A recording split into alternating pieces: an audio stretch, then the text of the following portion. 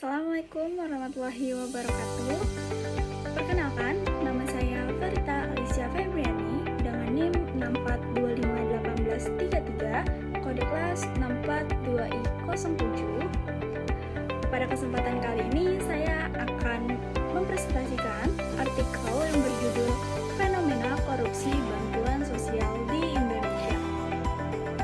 Melalui presentasi ini, saya akan menjelaskan pengertian bentuk-bentuk korupsi bantuan sosial, dampaknya bagi masyarakat, serta upaya pencegahannya. Korupsi merupakan salah satu permasalahan yang masih sering terjadi di Indonesia. Tidak hanya pada proyek besar, tetapi juga dalam penyaluran bantuan sosial. Bantuan sosial sebenarnya diberikan pemerintah untuk membantu masyarakat yang mengalami kesulitan ekonomi. Namun, dalam praktiknya, masih ada oknum yang menyalahgunakan dana tersebut demi kepentingan pribadi. Akibatnya, masyarakat yang benar-benar membutuhkan tidak memperoleh bantuan secara maksimal. Dalam artikel ini dijelaskan terdapat beberapa bentuk korupsi bantuan sosial. Yang pertama adalah penggelapan dana bantuan, yaitu ketika sebagian atau seluruh dana bantuan diambil oleh oknum tertentu sebelum disampaikan kepada masyarakat. Yang kedua adalah penyalahgunaan wewenang, yaitu pejabat menggunakan jabatannya untuk mengatur penyaluran bantuan demi keuntungan pribadi ataupun kelompok tertentu.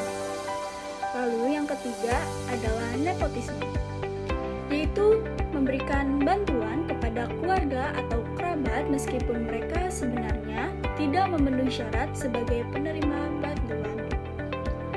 Contoh praktik korupsi bantuan sosial antara lain adalah pemotongan dana bantuan sebelum diterima oleh masyarakat. Selain itu, ada juga penentuan penerima bantuan berdasarkan kepentingan politik, bukan berdasarkan kebutuhan. Bahkan, dalam beberapa kasus, bantuan diberikan kepada keluarga atau kerabat aparat desa. Sementara, masyarakat yang benar-benar membutuhkan justru tidak menerima bantuan tersebut. Korupsi bantuan sosial memberikan dampak yang sangat besar.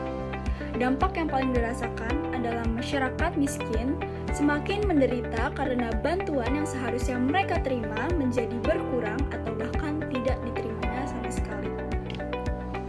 Selain itu, korupsi juga menyebabkan kerugian negara dalam menurunkan kepercayaan masyarakat terhadap pemerintah karena bantuan tidak disalurkan secara adil dan merata.